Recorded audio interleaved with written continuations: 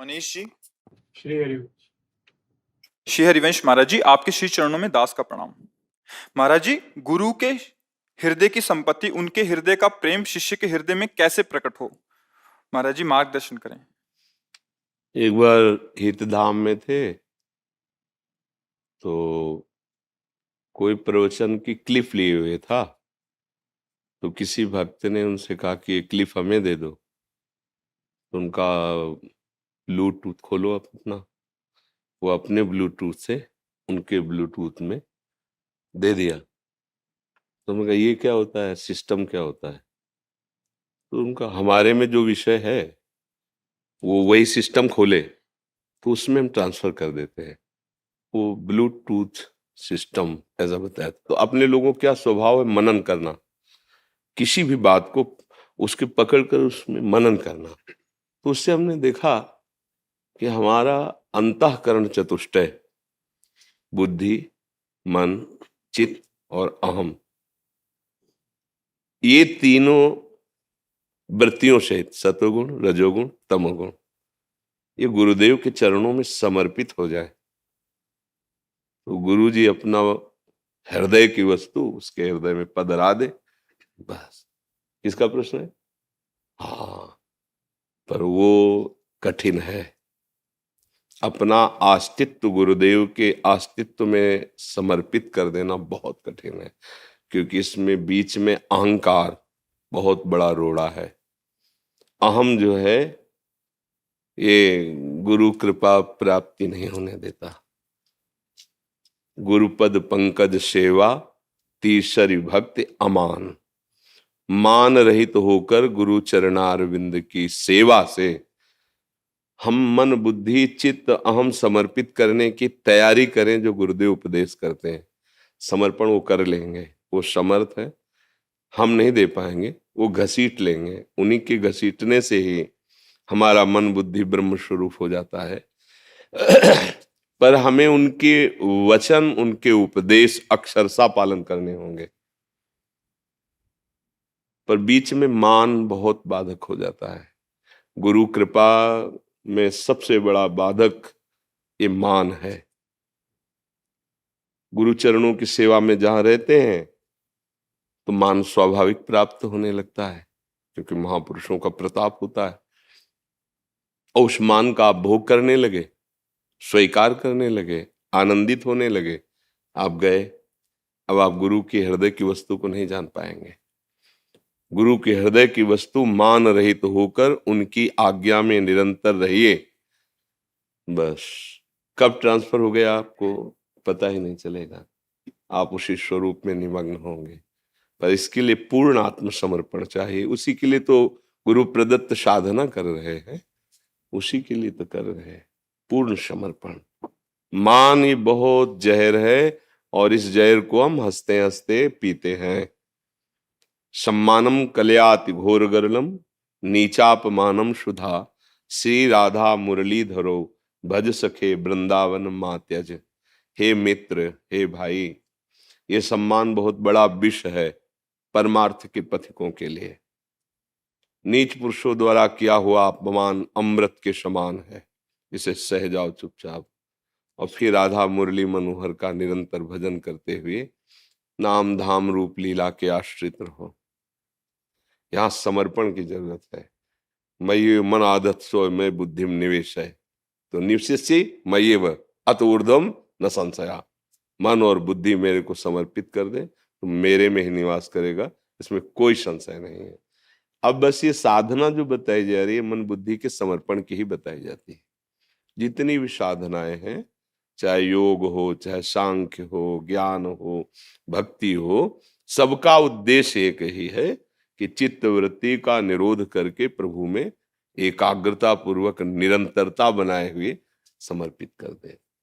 दीर्घ काल निरंतर सत्कार सेवितो दृढ़ भूमि, बहुत काल तक एक ही मंत्र में, एक ही आराध्य देव में अपनी वृत्ति का सम्मान पूर्वक महत्व बुद्धि रख करके समर्पित कर देने से दृढ़ भूमि अर्थात दृढ़ स्थिति हो जाती है, दृढ़ भूमिका आ जाती है।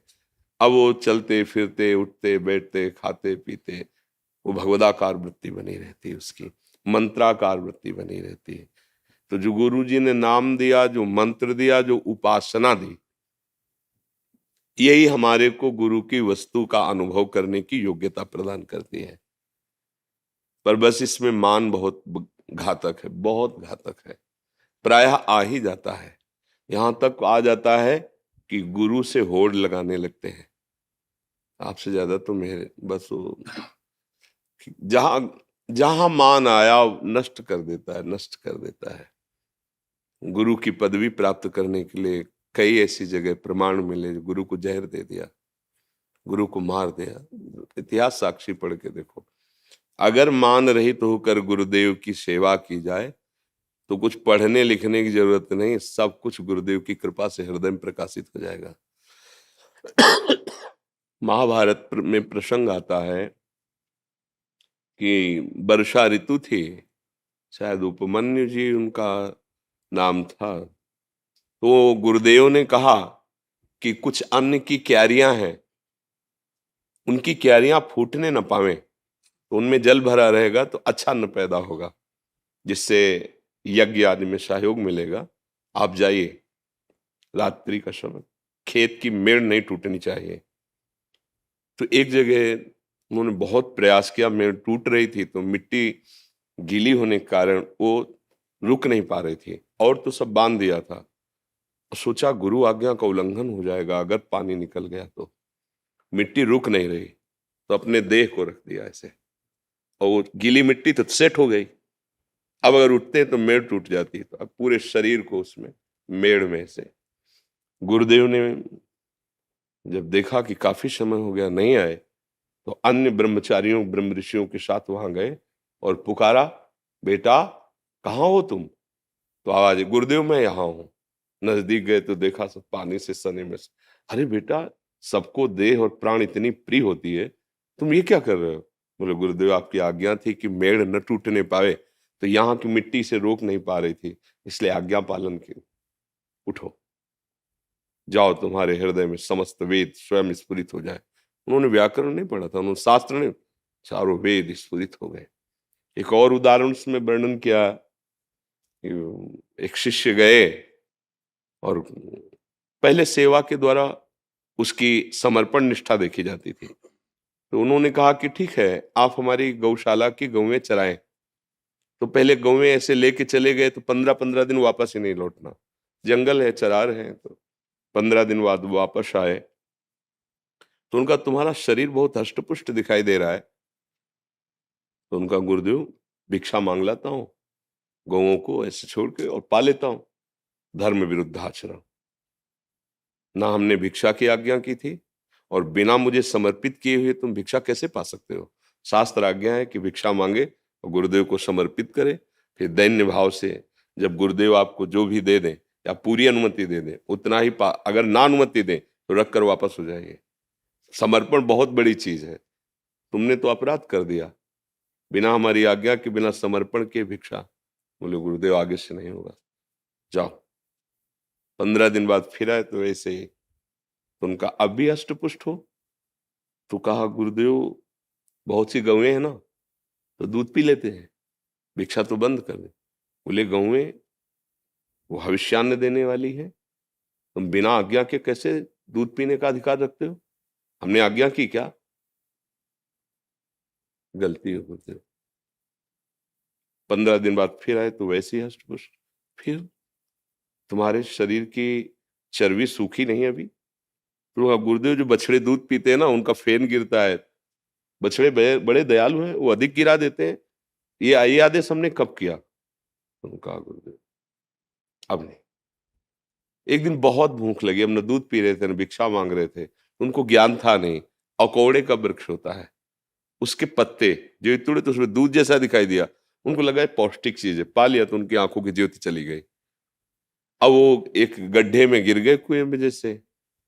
अब गायें जब वापस गई तो वो साथ नहीं थे, तो उनको ढूंढने के लिए निकले, उनका नाम पुकारते रहे। आवाज आई कुएं से, गुरुदेव मैं यहाँ पड़ा हूं। कैसे कैसे पड़े हो? गुरुदेव बार बार भूख ने मुझे व्याकुल कर दिया था, तो पता नहीं मैं किसका पत्ता खा लिया कि बोले, समझ गए कि ऐसे अकोड़े। उन्होंने मंत्र दिया, इस मंत्र का उच्चारण करो। जे ही उच्चारण किया तो साक्षात अश्विनी कुमार आ गए। देव जो वैद्य है, दोनों अश्विनी कुमार। उन्होंने एक दिव्य औषधि के द्वारा पुआ तैयार किया और कहा पालो। बोले अब जिंदगी में नहीं। गलती पे गलती होती गई, हम गुरु आज्ञा का उल्लंघन करते गए, अब नहीं। आंखें नष्ट हो जाए या प्राण नष्ट हो जाए, जब तक मेरे गुरुदेव आज्ञा नहीं करेंगे तब तक इस जबान में कुछ नहीं रखूंगा। तो उनका गुरु को भी अगर आवश्यकता होती तो हम देव वैद्य हैं उनका, तो वो अपने गुरु से थोड़ी आज्ञा लेते हैं। हम खुद इस समय आपको आज्ञा करते हैं, हम देवता भी हैं, वैद्य भी हैं, और तुम्हारी औषधि है ये, तुम पा लीजिए। बोले प्राण त्याग दूंगा लेकिन अन्य किसी की आज्ञा नहीं, केवल गुरुदेव की आज्ञा। तो प्रसन्न हुए, पा लीजिए। तुरंत ज्योति हुई और करुणा करके जे स्पर्श किया, सारा ज्ञान उनके हृदय में प्रकाशित हो गया। आदि गुरु भगवान शंकराचार्य जी की तन सेवा में श्री त्रुटकाचार्य जी जो हुए हैं, वो सेवा तन सेवा में रहते थे। उनके वस्त्र धोना, लंगोटी धोना, ऐसा कोई वेद ये सब नहीं पढ़े थे, सेवा में रहते थे। तो जो और शिष्य थे वो बड़े सब विद्वान। तो एक दिन किसी शिष्य ने कहा कि प्रभु इस ब्रह्म सूत्र की व्याख्या कर दीजिए। तो उनका त्रोटक आ जाए तो वो भी बैठ जाएंगे फिर कर। बोले प्रभु उनको क्या सुनाना, क्योंकि पढ़े लिखे नहीं। बोले उनसे तो अच्छा है कि वृक्ष को सुना दे, क्योंकि वो देखते थे केवल गुरु सेवा में मगन, कोई शास्त्र स्वाध्याय ये सब नहीं कर। भगवान शंकराचार्य जी ने कहा गुरु सेवक को ऐसी दृष्टि से देखते हो? पहले कहा आगे, उनका बेटा इस ब्रह्म सूत्र की व्याख्या करके सुना। सारे वेद स्फुरित हो। गुरु कृपा ही केवलम, वो कब होती है? जब बिल्कुल आत्मसमर्पण। तो पढ़ना लिखना जो ज्ञान होता है वो कितना भी करो वो एक सीमित होता है, लेकिन गुरु कृपा असीम तत्व का जो बोध कराती है, केवल गुरु कृपा ही केवलम। इसीलिए ध्यान मूलम गुरु मूर्ति, पूजा मूलम गुरु पदम, मंत्र मूलम गुरु वाक्यम, मोक्ष मूलम गुरु कृपा। दैन्य होकर सदगुरुदेव के चरणों का आश्रय ले ले तो तत्व ज्ञान, भगवत प्रेम जब ये दुर्लभ नहीं तो लौकिक सुख की बात क्या है, लौकिक पारलौकिक सुखों की बात क्या है। इसलिए मान रहित होकर गुरुदेव का आश्रय ले। गुरुदेव के वचनों को ही, हम शास्त्र के शब्दों को नहीं समझ सकते, तो सरल शब्दों में उनका सार गुरुदेव बताते हैं, उनकी बात मान ले। बात मान लेना ही स्थिति को जागृत कर देना है।